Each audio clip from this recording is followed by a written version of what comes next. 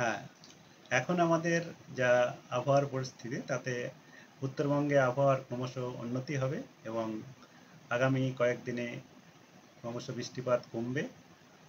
Already অনেকটাই কমে গেছে এবং আজ থেকে আমাদের আর কোনো ভারী বৃষ্টির সতর্কতা নেই উত্তরবঙ্গের জন্যে, বা দক্ষিণবঙ্গের জন্য ভারী বৃষ্টির কোনো সতর্কতা নেই। তবে এখন বিক্ষিপ্তভাবে উত্তরবঙ্গের ক্ষেত্রে বিক্ষিপ্তভাবে হালকা থেকে মাঝারি বৃষ্টিপাত আগামী দুদিনে বজ্রবিদ্যুৎ সহ হতে পারে। তার জন্য থান্ডারস্টর্ম অ্যাক্টিভিটি টেম্পোরারি যেমন হয় সেরকম হওয়ার সম্ভাবনা রয়েছে, বাকি বৃষ্টিপাত কমই থাকবে এবং ক্রমশ এই বৃষ্টিপাত উত্তরবঙ্গে কমতে থাকবে। আর দক্ষিণবঙ্গের জন্যও তাই। দক্ষিণবঙ্গে তবে থান্ডারস্টর্ম অ্যাক্টিভিটিটা বেশি এলাকা জুড়ে হতে পারে, তবে বিশেষত আমাদের উপকূল অঞ্চল বা তার আশেপাশের জেলাতে এবং পশ্চিমের কয়েকটা জেলাতে, যেমন আগামী 24 ঘন্টায় আমাদের উত্তর দক্ষিণ 24 পরগনা, নদিয়া, আমাদের পূর্ব পশ্চিম মেদিনীপুর, বাঁকুড়া, পুরুলিয়া এবং কলকাতাতেও কিছুটা চান্স আছে, হাওড়া, হুগলি, এইগুলোতে কলকাতাতে মেঘলা আকাশ আছেই এবং কখনো কখনো হয়তো কিছুটা বজ্রবিদ্যুৎ সহ বৃষ্টিপাতের সম্ভাবনা থাকছে। তবে এখন আর ভারী বৃষ্টিপাতের কোনো সতর্কতা আমাদের নেই।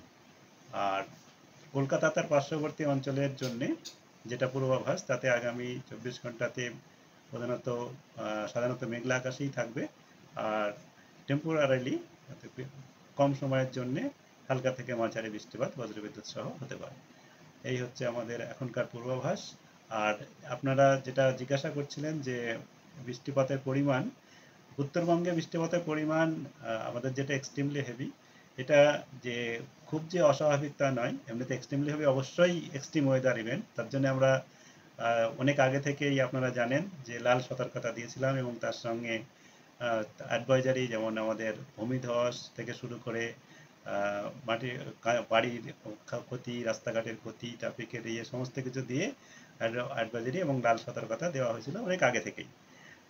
যেটা এমনিতে আমরা শুক্রবার থেকে লাল সতর্কতা শুরু করেছিলাম, তার আগে ইয়ে সতর্কতা ছিল। এবং আপনাদের মনে থাকবে আমি যখন পুজোর ব্রিফিং করেছিলাম 19 তারিখে, তখনও বলেছিলাম যে 2 তারিখের পর থেকে বা দশমীর পর থেকে আপনার উত্তরবঙ্গে বৃষ্টিপাত বাড়বে এবং ভারী বৃষ্টিপাতের সাথে থাকবে।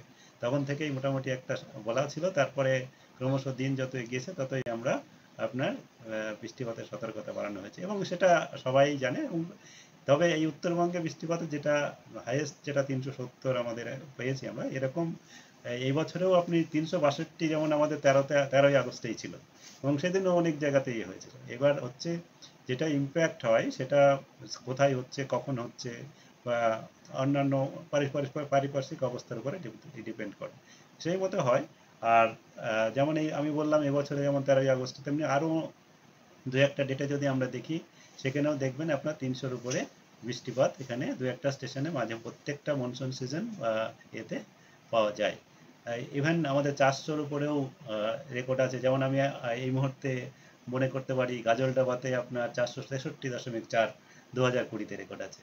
তারপরে এটা জুলাই মাসে ছিল। তারপরে 400-র উপরে হাসিমারাতে 478 আছে আপনার 2017-তে। এরকমভাবে আপনি প্রত্যেকটা বছরেই এখানে আপনার 300-400 যে তবে হ্যাঁ, এগুলো হচ্ছে এক্সট্রিম ইভেন্ট। তবে এক্সট্রিম ইভেন্ট আমাদের দক্ষিণবঙ্গের তুলনায় উত্তরবঙ্গে এগুলো হচ্ছে খুব একটা যে আনকমন তা নয়, দু একদিন প্রত্যেকটা সিজনেই হয়।